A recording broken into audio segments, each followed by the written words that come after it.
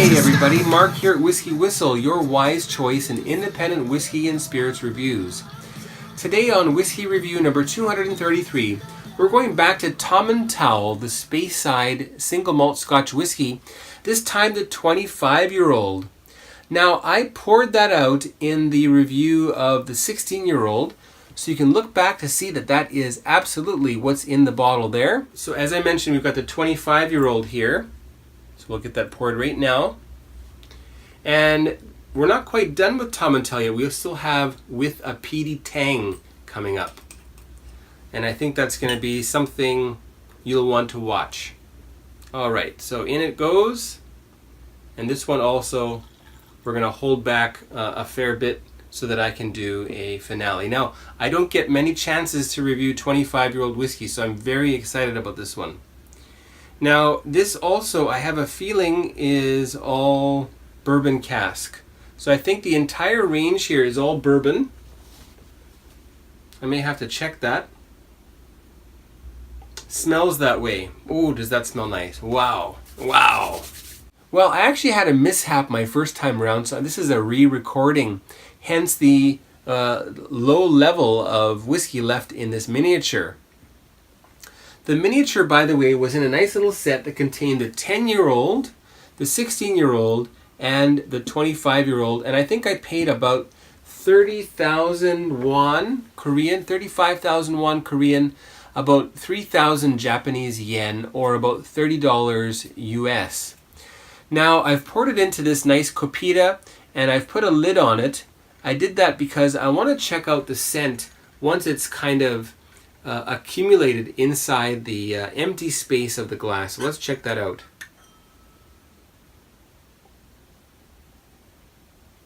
And being fully bourbon matured, we can really get a sense of the difference between the 10, the 16, and the 25.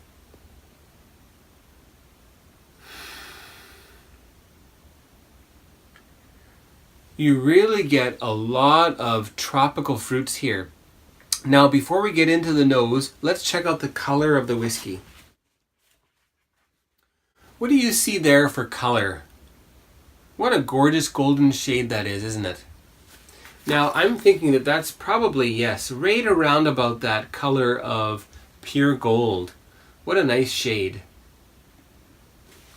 And given its lightness and given the fact that it's 25-year-old, I'd imagine that there isn't much, if at all, any added color.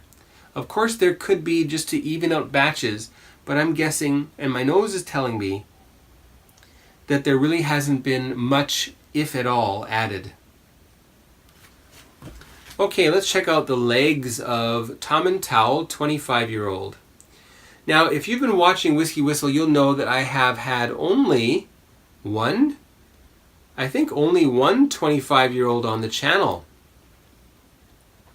That was a lowland single malt Scotch whiskey called Little Mill. So you can look back and check that out. Okay, let's check out the legs now. Now, 40% ABV. Boy, this really doesn't have much in the way of legs.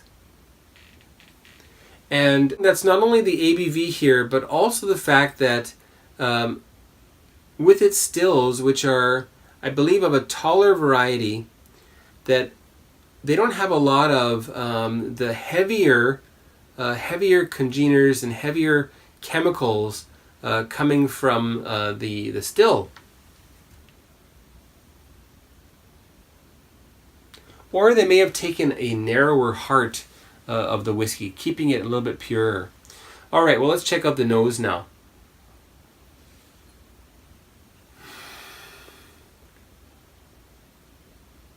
The tropical fruit flavors have really come into the foreground. Papaya is especially what I'm noticing here. A little bit of coconut, a little bit of mango, much like the 16-year-old. Oh, and my mouth is watering. There is also a subtle kind of a leather sort of scent coming through. And this is something that I notice pretty much exclusively with older single malt Scotch whiskies. And blended Scotch whiskies and Canadian and American bourbons. Now,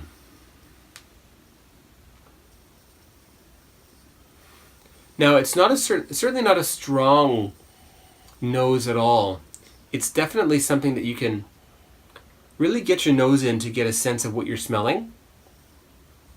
Leather, that fruit that I mentioned, lots of vanilla also. I'm not really smelling any cinnamon. It's more of a vanilla and fruit sort of experience with a little hint of that leather. All right, well, it's time to taste it. Cheers, everybody.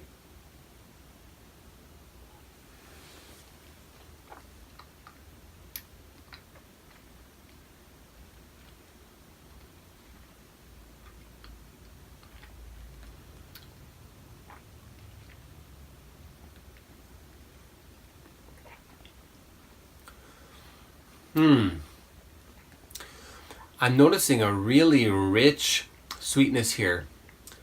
Something kind of like chocolate chip cookies, Chips Ahoy chocolate chip cookies.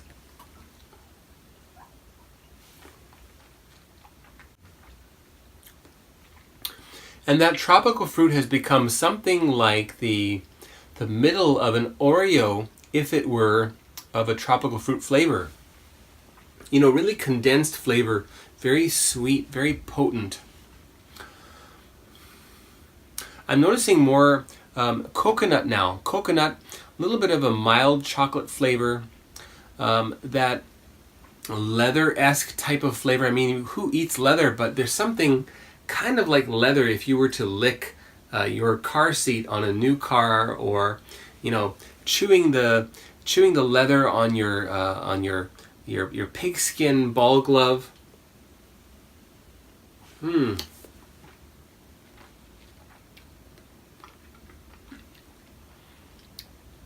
What a delight to try a 25-year-old whiskey. That is not a regular occurrence for me. The finish is very long, as you would expect. It's very sweet, very fruit forward, vanilla also. Now, I mentioned a little bit of something like soda pop in the 16-year-old. I get a little bit of that here as well. But it's more like an Italian soda with a lot of vanilla syrup and a little bit of that kind of papaya and mango tropical fruit kind of a syrup added in.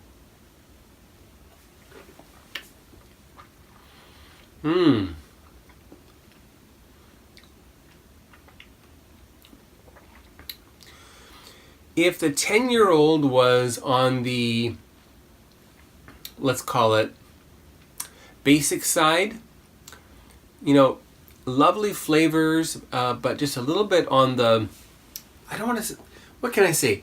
It's just very subtle, that 10-year-old. Very subtle, very drinkable, very lovely, but really not a lot happening there in the 10-year-old, which is in here.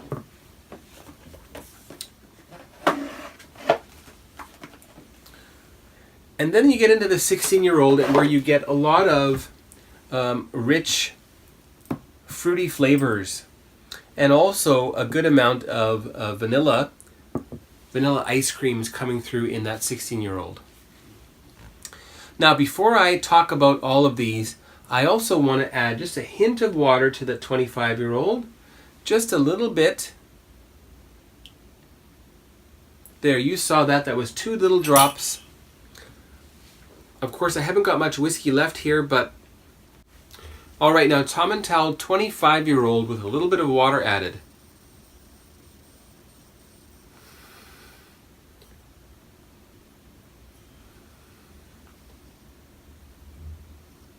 I'm getting a little bit more of a sweet scent, a little bit less of the fruit, a little bit less of the tropical fruit, a little bit more of a straight sweetness. And the vanilla and also that leather scent is still present. All right, onto the palate then.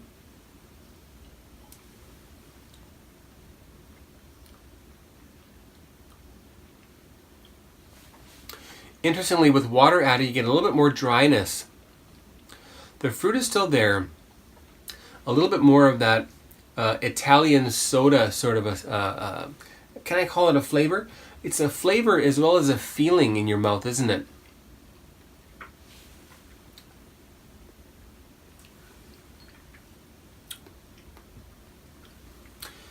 And the finish also, still very fruity, but just with a hint of dryness added to it with a little bit of water added. Boy, what a great single malt that is. Tomintoul 25-year-old. Now, what's the price of it? Now, the price of Tomintoul 25-year-old, it's actually pretty reasonable given its age.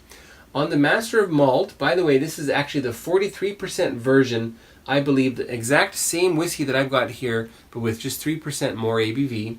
And you're talking 150,000 pounds. So round about, 200 and some odd Canadian dollars. Probably in most of Canada that would be more like 400. Even still a very good value for 25-year-old whiskey. All right, now I'm going to pour just a little bit more.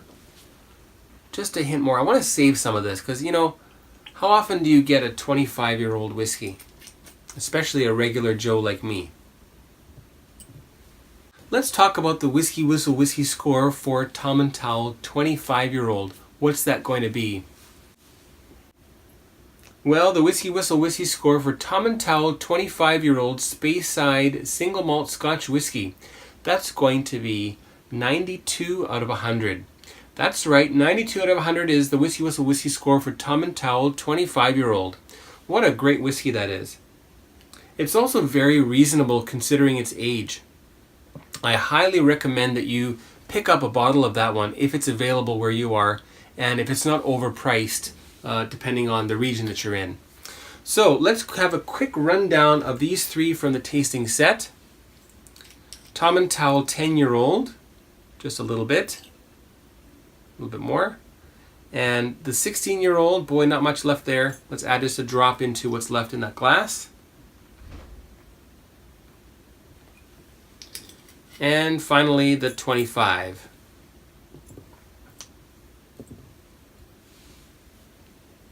You get a lot of young fruit content. And I think I mentioned there's something kind of like a young, there's something kind of like a raisin in there, but it's entirely bourbon matured. Interesting that you get that raisin scent.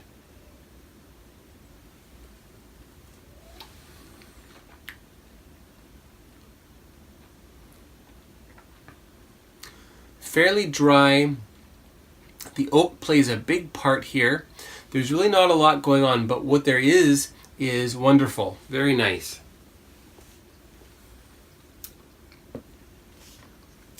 And then we get into the 16-year-old, which was just reviewed previously on Whiskey Review number 230, I think. And a much more well-rounded nose with all kinds of tropical fruits. Fresh ones mainly.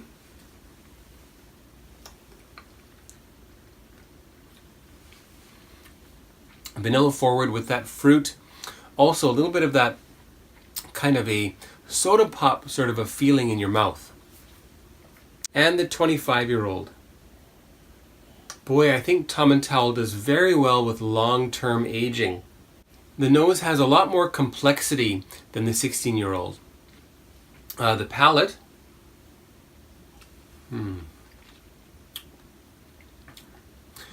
All kinds of wonderful things going on here. All kinds of fruit, yet also some of these richer, reduced fruit icings kind of a sweetness. The finish also much longer than the other two. What a wonderful whiskey. Alright, well I hope you enjoyed that. That was the review of Tomintoul 25-year-old. Stay tuned for what's to come. Hit that subscribe button here. Click to subscribe. Also hit the bell so that you're notified of all of the WhiskyWhistle whiskey reviews coming up. Have you tried any of these? If you have, leave a comment. Otherwise, let me know what you think I should review in the future, okay? Take care now, and we'll see you next time. Goodbye. Thanks for watching WhiskyWhistle. Be sure to subscribe, and don't forget to give this video a like, and leave a comment down below. Be sure to stay tuned next time to join me, the host of the show, Mark, as I explore more whiskeys with you. Take care now, and we'll see you next time.